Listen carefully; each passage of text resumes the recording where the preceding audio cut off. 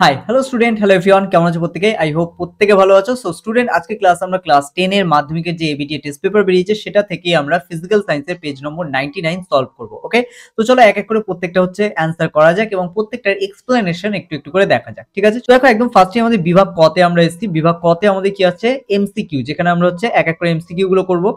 প্রথম কোশ্চেন কি বলেছে দেখো, বায়ুমণ্ডলের সব থেকে শীতলতম স্তর কোনটি? বায়ুমণ্ডলের সব থেকে শীতলতম স্তর হচ্ছে আমাদের মেসোস্ফিয়ার, মানে অপশন সি। ওকে, তারপরে চলে আসা বলেছে চার্লসের সূত্রের গাণিতিক রূপটি লেখো। দেখো এখানে চার্লসের সূত্র বলেছে, তো চার্লসের সূত্র আমাদের অলওয়েজ হচ্ছে V proportional to T. Okay, option D. যদি এক্ষেত্রে আমাদের বয়েলের সূত্র হতো তাহলে পি আর ভি এর হতো, সেক্ষেত্রে P is proportional to 1/v। ওকে, আচ্ছা, এরপরে চলে আসি হচ্ছে আমরা পরেরটায় 1.3, কোন গ্যাসের আণবিক ওজন 16 হলে গ্যাসটির বাষ্প ঘনত্ব কত? তো এখানে দেখো আমরা একটা ফর্মুলা জানি, যেখানে আমরা বলেছিলাম মানে আণবিক ভর ইজ ইকুয়াল টু 2 ইনটু বাষ্প ঘনত্ব। তাহলে সেক্ষেত্রে আমরা বলতে পারি কোন গ্যাসের আণবিক ওজন বা হচ্ছে আণবিক ভর ইজ ইকুয়াল টু হচ্ছে 2 ইনটু বাষ্প ঘনত্ব। এখানে আণবিক ওজন দেওয়া আছে, তাহলে বাষ্প ঘনত্ব বের করতে গেলে আণবিক ওজনকে 2 দিয়ে ভাগ করে দিতে হবে। তাহলে অ্যাকচুয়ালি এখানে আমাদের অ্যান্সার আসবে হচ্ছে 8। ওকে, তাহলে হচ্ছে সেই গ্যাসটির বা হচ্ছে কোন গ্যাসের আণবিক ওজন 16 হলে গ্যাসটির বাষ্প ঘনত্ব কত হবে? 8, মানে অপশন সি হচ্ছে আমাদের সঠিক উত্তর। ওকে, চলে আসি আমরা নেক্সট কোশ্চেন, কোনটি আয়নীয় যৌগ নয়? তো দেখো আয়নীয় যৌগ নয় বেসিক্যালি এমজিও মানে ম্যাগনেসিয়াম অক্সাইড, তারপর আসছে আমাদের CH2Cl4। তো এটা বেসিক্যালি আমাদের মিথেনের একটি প্রতিস্থাপনযোগ্য যৌগ। ওকে, যেখান থেকে দুটো হচ্ছে হাইড্রোজেন বেরিয়ে দুটো ক্লোরিন এখানে অ্যাড হয়। ওকে, তারপর চলে আসো Na2O। আচ্ছা, Na2O এখানে হচ্ছে O2 মাইনাস আর Na দুটো প্লাস, মানে Na প্লাস দুটো হচ্ছে অবস্থান করে, যে কারণে এটা ও এর সাথে যুক্ত হয়ে তড়িৎযোজী বা আয়নীয় যৌগ গঠন করে। তারপর আছে LiH, এটাও আমরা জানি এটা একটা তড়িৎযোজী যৌগ। তো এখানে একমাত্র হচ্ছে CH4 যেহেতু মিথেন আর তার মধ্যে দুটো হাইড্রোজেন রিপ্লেস হয়ে সেখানে হচ্ছে দুটো ক্লোরিন এসছে, সেক্ষেত্রে আমরা বলতে পারি অপশন বি হচ্ছে সঠিক উত্তর। এটাই হচ্ছে আমাদের আয়নীয় যৌগ। ঠিক আছে, এক্ষেত্রে অপশন বি হচ্ছে সঠিক, সরি এটা হচ্ছে আয়নীয় যৌগ নয়। ঠিক আছে, কারণ মিথেন নিজে কি একটি সমযোজী যৌগ, তো সেই কারণে। তারপরটা দেখো বলেছে প্রিজমে নিচের কোন বর্ণের আলোক চ্যুতি সর্বাপেক্ষা বেশি? লাল, সবুজ, বেগুনি, হলুদ। তো এখানে চ্যুতি সব থেকে বেশি বলেছে, তো এটা হচ্ছে বেগুনি হবে, অপশন সি হচ্ছে আমাদের সঠিক উত্তর।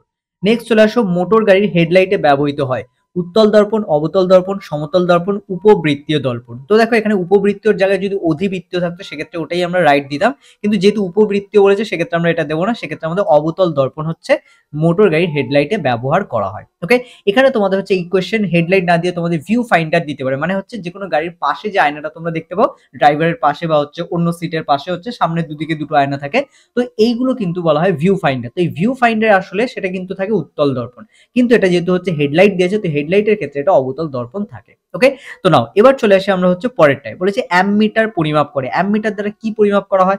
তো এখানে অ্যামমিটার পরিমাপ করে সাধারণত কি আমাদের তড়িৎ প্রবাহ মাত্রা। ওকে, চলে আসো তারপরে কোশ্চেন বলছে 0.2 ওহম এর দুটি রোধকে সমান্তরাল সমবায়ে যুক্ত করলে। দেখো সমান্তরালে যুক্ত করা মানে কি, এখানে আমাদের মোট রোধ যেটা 1/r যেটা আছে 1/r ইজ ইকুয়াল টু আমাদের বলতে পারি 1/r1, যেটা ফর্মুলা আমরা ক্লাসেও করেছিলাম 1/r1 প্লাস হচ্ছে 1/r2। ঠিক আছে, এটা প্লাস দিয়ে আমরা বলবো 1/r2, যেহেতু দুটো রোধ বলেছে সেই জন্য একটা আমরা r1 নিচ্ছি আর একটা r2 নিচ্ছি। ওকে, তো একটা r1 আর একটা r2, তো এই r1 আর r2 যে দুটো দেখছো এখানে আমরা 0.2 এর ভ্যালু বসাবো। 0.2 নিচে বসানো মানে পয়েন্টের জন্য উপরে কি আসবে? 10 আসবে। এখানেও সেম, নিচে 0.2 মানে কি উপরে 1 এর সাথে হচ্ছে 10 গুণ হবে, মানে উপরে 10 নিচে 2। এবার দেখো দুটো 2 এর জন্য নিচে আমাদের কি হবে? এটা লসাগু করলে নিচে 2 আসবে আর উপরে কত আসবে? 10 আর 10 20 আসবে, মানে 20 বাই হচ্ছে 2 বলতে পারো। ওকে, তাহলে এখানে আমাদের 20/2, এটা তোমরা ক্যালকুলেট করতে পারো। ওকে, তাহলে এখানে 20/2, এবার নিচে 2 দিয়ে হচ্ছে 20 কে যদি আমরা কাটাকাটি করি তাহলে কত আসবে? 10/1, তাই তো, মানে অ্যাকচুয়ালি 10 আসবে উপরে আর নিচে কিছু নেই, মানে কত? 1 আছে। ওকে, তাহলে এখানে দেখো 10/1, তাহলে এখানে r এর মান অ্যাকচুয়ালি দেখো এটা 1/r 10/1, তাহলে r এর মান কত আসবে? r উপরে চলে গেলে এই 10টাও কি আসবে? নিচে চলে আসবে, অ্যাকচুয়ালি তখন r এর মান হয়ে যাবে 1/10। ঠিক আছে, সেক্ষেত্রে আমাদের এখানে 1/10 কোনটা আছে? ডি। এক্ষেত্রে আমাদের অপশন ডি হচ্ছে কারেক্ট অ্যান্সার। সেক্ষেত্রে আমাদের সমান্তরাল সমবায় যদি যুক্ত করা হয় তুল্য রোধ, তাহলে কত হবে? 1/10 ওহম। ওকে, নেক্সট চলে আসো, রোধাঙ্কের এসআই এককটি হলো। রোধাঙ্কের এসআই একক কি? দেখো রোধাঙ্ক বলেছে, যদি রোধ বলতো তাহলে আমরা ওহম বলে দিতাম, কিন্তু রোধাঙ্ক বলেছে সেক্ষেত্রে এবং এসআই একক, সেক্ষেত্রে আমরা বলবো এটা ওহম মিটার, মানে অপশন সি। ঠিক আছে, ওহম তার সাথে রোধাঙ্ক, সেক্ষেত্রে হচ্ছে মিটার একক হচ্ছে আসবে, মানে দৈর্ঘ্যের সাথে হচ্ছে এর সম্পর্ক আছে, তো সেক্ষেত্রে ওহম মিটার। যদি এটা সিজিএস বলতো তাহলে আমাদের ওহম সেন্টিমিটার হয়ে যেত। ওকে, নাও এবার চলে আসি। আচ্ছা, এখানে একটা খেয়াল করো, এখানে দুখানে কিন্তু ওহম মিটার আছে, তো এতে দুটো ওহম মিটার হবে না, একটা ওহম মিটার এখানে কেটে একটা ওহম পার মিটার হয়ে যাবে। ঠিক আছে, এবং সেক্ষেত্রে যেটা একদম ওহম মিটার থাকবে সেটাই হবে আমাদের অ্যান্সার। ওকে, আচ্ছা, তারপরে চলে আসো হচ্ছে কোনটি সন্ধিগত মৌল? লিথিয়াম, রেডিয়াম, কপার এবং হিলিয়াম কোনটি সন্ধিগত? বেসিক্যালি দেখো এখানে লিথিয়াম, রেডিয়াম এবং হিলিয়াম এগুলো একটাও না, কপার একমাত্র এখানে সন্ধিগত মৌলের মধ্যে পড়ে। কারণ তোমরা পর্যায় সারণীর যে ছকটা আছে সেইটা অনুসারে যদি খেয়াল করো, মাঝের যে মানে হচ্ছে এদিকে আমাদের ক্ষার ধাতু, ক্ষারীয় মৃত্তিকা ধাতু, আর এদিকে অধাতু যেগুলো আছে, এই দুটোর মাঝের যে মৌলগুলো থাকে সেগুলোর মধ্যে সাধারণত আমরা কপার পাই, জিঙ্ক পাই, আয়রন পাই, এইগুলোকে বলা হয় কিন্তু সন্ধিগত মৌল। ওকে, তো এখানে সেক্ষেত্রে কপার হচ্ছে আমাদের সন্ধিগত মৌল। বলেছে কোনটি রোধ তাপমাত্রা বৃদ্ধির সাথে কমে? কোনটি রোধ তাপমাত্রা বৃদ্ধির সাথে কমে? এক্ষেত্রে দেখো লোহা, সিলিকন, তামা, ইলেকট্রন।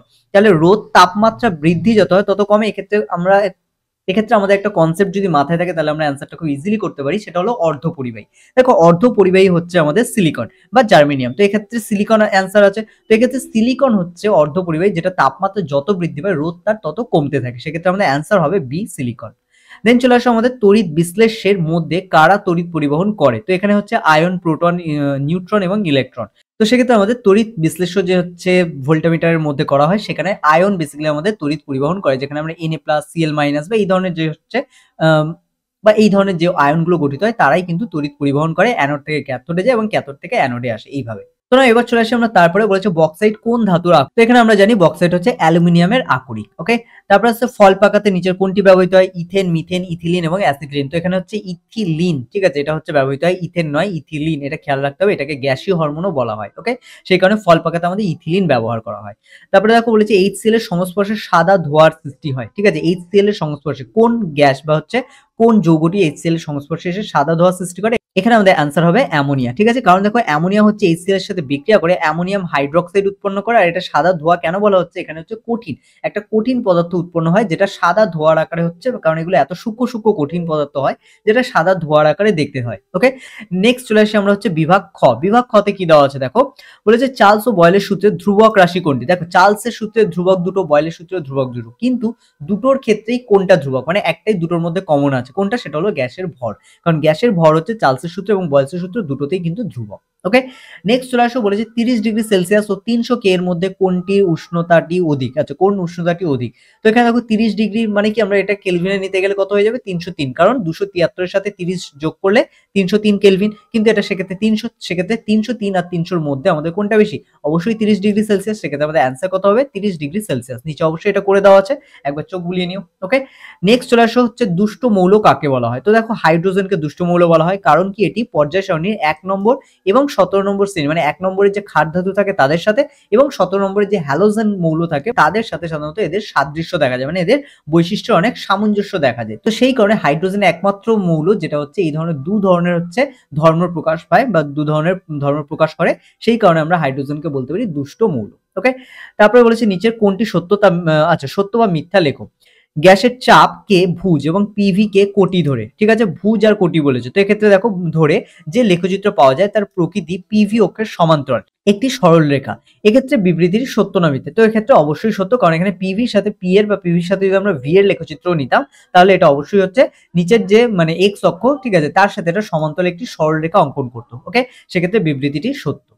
তারপরে চলে আসা হচ্ছে মায়োপিয়া রোগে কোন ধরনের লেন্স ব্যবহার করা হয়? তো মায়োপিয়ার ক্ষেত্রে হচ্ছে আমাদের অবশ্যই এখানে অবতল লেন্স ব্যবহার করা হয়। যদি এটা হাইপারমেট্রোপিয়া হতো তাহলে কোন ধরনের লেন্স ব্যবহার করা হয়? অবশ্যই তোমরা যারা জানো কমেন্ট করে আমাকে জানাও। ওকে, নেক্সট চলে আসা হচ্ছে তারপরে আকাশের রামধনু আলোর কোন ধর্মের উদাহরণ? তো এখানে আলোর বিচ্ছুরণ ধর্মের কারণে হচ্ছে বেসিক্যালি রামধনু দেখা যায়, কারণ 7টা আলো বা সূর্যের যে সাদা আলো আসে সেটা হচ্ছে আমাদের জলকণায় পড়ে, যেহেতু জলকণা এখানে ভাসমান অবস্থায় থাকে যেটা প্রিজমের কাজ করে, তো এটার উপর যখন হচ্ছে আলো এসে পড়ে সাদা আলো, তখন কিন্তু এটা 7টা বর্ণে বিশ্লিষ্ট হয়ে যায়, তো এটাকেই আমরা বলি হচ্ছে রামধনু। ওকে, তো সেক্ষেত্রে আমরা বলতে পারি এটা কিসের জন্য ঘটে? এটা বিচ্ছুরণের কারণে ঘটে। তারপরে হচ্ছে একটি অর্ধ পরিবাহীর উদাহরণ দাও। তো সিলিকন একটি সাধারণ অর্ধ পরিবাহীর উদাহরণ। ওকে, সিলিকন একটি সাধারণ অর্ধ পরিবাহীর উদাহরণ। এখানে চাইলে তোমরা সিলিকনের জায়গায় জার্মেনিয়াম নিতে পারো, কারণ জার্মেনিয়ামও হচ্ছে একটি অর্ধ পরিবাহী।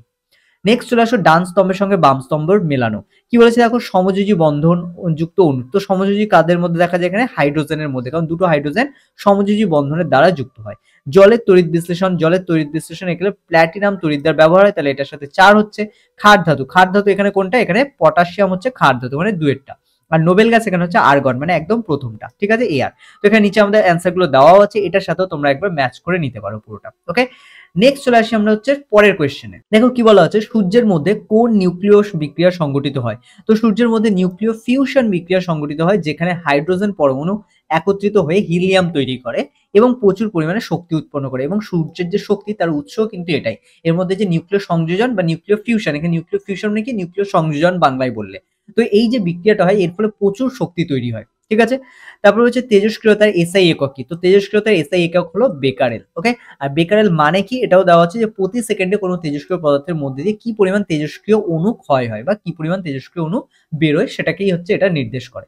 তারপর হচ্ছে দেখো শূন্যস্থান পূরণ করো, চিনির জলীয় দ্রবণ তড়িতের ড্যাশ, তো এটা তড়িতের অপরিবাহী, কারণ এটা চিনির জলীয় দ্রবণ কখনোই কিন্তু তড়িৎ পরিবহন করে না। তারপরে চলে আসো সমযোজী ত্রিবন্ধন যুক্ত একটি মৌলের উদাহরণ দাও। সমযোজী ত্রিবন্ধন যুক্ত একটি মৌল চেয়েছে, কখনো কখনো এটা কিন্তু মৌলের জায়গায় যৌগ দিতে পারে, তো তোমাদের খেয়াল রাখতে হবে যে কি কোয়েশ্চেন চাইছে সেই অনুযায়ী তোমরা আনসার করবে, ওকে। তো এক্ষেত্রে আমাদের নাইট্রোজেন, কারণ নাইট্রোজেনের যে হচ্ছে মানে পরমাণু যেগুলো আছে সেটা দুটো এন পাশাপাশি কিন্তু এরকম তিনটে বন্ধন দ্বারা, একটা দুটো এবং তিনটে এরকম পাশাপাশি তিনটে বন্ধন দ্বারা কিন্তু এটা হচ্ছে যুক্ত হয়, ওকে। তাহলে এক্ষেত্রে আমরা বলতে পারি সমযোজী ত্রিবন্ধন যুক্ত একটি মৌলের উদাহরণ হলো কি, নাইট্রোজেন, যেখানে দুটো নাইট্রোজেন পরমাণু এইভাবে যুক্ত হয়, ওকে। তারপরে চলে আসে একটি সমযোজী যৌগের উদাহরণ দাও যা জলে দ্রাব্য, তো অ্যামোনিয়া একটি সমযোজী যৌগ যা জলে দ্রাব্য, ওকে। নেক্সট চলে আসে অ্যানোড মাঠ কি, তো অ্যানোড মাঠ হলো তামা পরিশোধনের সময় অ্যানোডে জমা হওয়া অবশিষ্টাংশ, ঠিক আছে, যা সাধারণত মাটির মতো দেখতে হয়। তো এখানে আমাদের কি থাকে, সোনা, রূপো, প্ল্যাটিনাম ইত্যাদি মূল্যবান ধাতু এর মধ্যে থাকে। তো এটা যেহেতু অ্যানোডেই তৈরি হয়, তো সেই কারণে এটাকে বলা হয় অ্যানোড মাঠ। এবং এটা কখন হয়, এটা যখন আমরা তামা পরিশোধন করি, তামাকে যখন একটি মানে অ্যানোডে হচ্ছে অবিশুদ্ধ তামা আর হচ্ছে ক্যাথোডে হচ্ছে একটা বিশুদ্ধ তামা রাখা হয়, তখন কিন্তু এটা দেখা যায়, ওকে। এবার চলে আসি আমরা শূন্যস্থান পূরণ, ক্রায়োলাইট ড্যাশ ধাতুর আকরিক। তো আই হোপ তোমরা বুঝতে পারছো ক্রায়োলাইট কার, এটা হচ্ছে অবশ্যই আমাদের অ্যালুমিনিয়ামের আকরিক, ঠিক আছে, অ্যালুমিনিয়াম ধাতুর আকরিক। নিচে চলে আসো সত্য মিথ্যা দিয়েছে, বিশুদ্ধ জল তড়িতের সুপরিবাহী, তো এটা অবশ্যই মিথ্যে, কারণ বিশুদ্ধ জল কখনোই তড়িৎকে পরিবহন করে না, যদি হচ্ছে এর মধ্যে কিছুটা আয়ন থাকে, মানে আমরা হচ্ছে নুন মেশাতে পারি বা অন্য যে কোনো আয়নীয় বা তড়িৎযোজী যৌগ যদি মেশানো হয় তবে কিন্তু সেটা তড়িতের সুপরিবাহী হবে, কিন্তু যদি পুরো পিওর থাকে, পুরো বিশুদ্ধ থাকে, তাহলে কিন্তু সেটা পরিবহন করতে পারে না, ওকে। নেক্সট চলে আসো হচ্ছে এলপিজি এর পুরো নাম, তো এলপিজি এর পুরো নাম কি, এটা হলো লিকুইফাইড পেট্রোলিয়াম গ্যাস। তারপরে দেখো জার্মান সিলভারে কত শতাংশ সিলভার আছে, তো জার্মান সিলভারে হচ্ছে কোনো সিলভার নেই, বা আমরা বলতে পারি যে 0% সিলভার আছে, এটি দস্তা, তামা ও নিকেলের সংকর ধাতু, ওকে।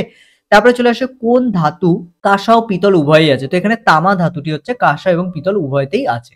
তারপরে হচ্ছে দেখো অ্যাসিটিক অ্যাসিডের আইউপ্যাক নাম কি, তো অ্যাসিটিক অ্যাসিডের আইউপ্যাক নাম হলো ইথানোয়িক অ্যাসিড। যেহেতু অ্যাসিটিক অ্যাসিড বলেছে আমি তোমাদের একটু সংকেতটা এখানে লিখে দেখাই, যারা জানো তো তারা অবশ্যই হচ্ছে বুঝতে পারছো, আর যারা জানো না তাদের জন্য আমি জাস্ট একবার বলে দিচ্ছি। অ্যাসিটিক অ্যাসিড এখানে CH3, তার পাশে হচ্ছে আর একটা হাইফেন দিয়ে বা একটা বন্ধনী দিয়ে আমাদের COOH, ঠিক আছে, দুটো হচ্ছে ডবল ও তারপর হচ্ছে এইচ, ঠিক আছে, এটা হচ্ছে আমাদের অ্যাসিটিক অ্যাসিডের সংকেত। এক্ষেত্রে দেখো আইউপ্যাক নেম কি বলেছে, ইথানোয়িক অ্যাসিড। দেখো তো এখানে তোমরা COOH যেটা দেখছো এটা হচ্ছে আমাদের কার্বক্সিলিক গ্রুপ, তো এই কার্বক্সিলিক গ্রুপ যেটা, এই গ্রুপটার জন্য কিন্তু আমাদের যে কোনো আইউপ্যাক নামের শেষে কিন্তু ওইক অ্যাসিড কথাটা আসে। এবার দেখো এখানে দুটো কার্বন আছে, একটা দুটো, তো দুটো কার্বনের জন্য এখানে ইথ আসে, তো এক্ষেত্রে দুটোর জন্য যখন ইথ আসছে, ইথার শেষে হচ্ছে নোইক অ্যাসিড আসবে, তো সেক্ষেত্রে ইথানোয়িক অ্যাসিড, ওকে। তো সেই কারণে আমরা বলতে পারি এর পুরো নাম কি হবে, ইথানোয়িক অ্যাসিড। এখানে নয়ের ওকারও দেওয়া যেতে পারে, আবার না দিলেও কোনো প্রবলেম নেই, ঠিক আছে, বাংলাতে হচ্ছে এটা হয়ে থাকে। তো এক্ষেত্রে ইথানোয়িক অ্যাসিড এটাকে বলা হয়। দেন চলে আসছে ইথেন অণুতে HCC, ঠিক আছে, খেয়াল করবে HCC, ইথেন অণুতে HCC বন্ধন কোণের মান কত, তো এক্ষেত্রে আমাদের বন্ধন কোণের মান 109.5 ডিগ্রি দেওয়া যেতে পারে, অথবা আমরা চাইলে 109 ডিগ্রি তার সাথে হচ্ছে 28 মিনিটে হচ্ছে এখানে দিতে পারি, ঠিক আছে। তারপরে চলে আসা হচ্ছে আমাদের নিচে বলেছে লাইকার অ্যামোনিয়া কি, তো এখানে লাইকার অ্যামোনিয়া হচ্ছে 0.88 আপেক্ষিক গুরুত্ব বিশিষ্ট অ্যামোনিয়ার যে জলীয় দ্রবণ তাকেই বলা হয় আমাদের লাইকার অ্যামোনিয়া। তারপরে চলে আসা বলেছে একটি নাইট্রোজেন ঘটিত জৈব সারের নাম লেখো, তো নাইট্রোজেন ঘটিত একটি জৈব সার হলো ইউরিয়া, ঠিক আছে, কারণ এটা একটি জৈব সার, প্লাস এটার মধ্যে অ্যামোনিয়া যেহেতু থেকে তৈরি করা হয় তার মানে কি এর মধ্যে নাইট্রোজেন আছে, তো এটা হচ্ছে আমাদের একটি নাইট্রোজেন ঘটিত জৈব সার। তারপরে বলছে বাতাসে কোন গ্যাসটির উপস্থিতির জন্য চকচকে রূপের গহনা কালো হয়ে যায়, তো বাতাসে হচ্ছে আমাদের হাইড্রোজেন সালফাইড গ্যাসটির উপস্থিতির জন্য চকচকে যে রূপর গহনা সেগুলো হচ্ছে কালো হয়ে যায়, ওকে। তো স্টুডেন্ট আজকের ক্লাস আমরা এতটা কমপ্লিট করলাম, আই হোপ তোমরা বুঝতে পেরেছো প্রত্যেকটা। যদি কোথাও প্রবলেম থাকে অবশ্যই কমেন্ট করে জানাচ্ছ। এছাড়া হচ্ছে তোমাদের অন্য যদি কোনো মানে ভৌত বিজ্ঞানের অন্য কোনো কোয়েশ্চেন নিয়েও সমস্যা থাকে তাহলেও তোমরা কমেন্ট করে জানাতে পারো, আমরা চেষ্টা করবো সেগুলোর উপর হচ্ছে আনসার করার, ঠিক আছে। তো স্টুডেন্ট আজকের ক্লাস আমরা এখানেই শেষ করছি, দেখা হচ্ছে তোমাদের সাথে আবার পরবর্তী ক্লাসে নেক্সট কোনো নতুন ভিডিওতে।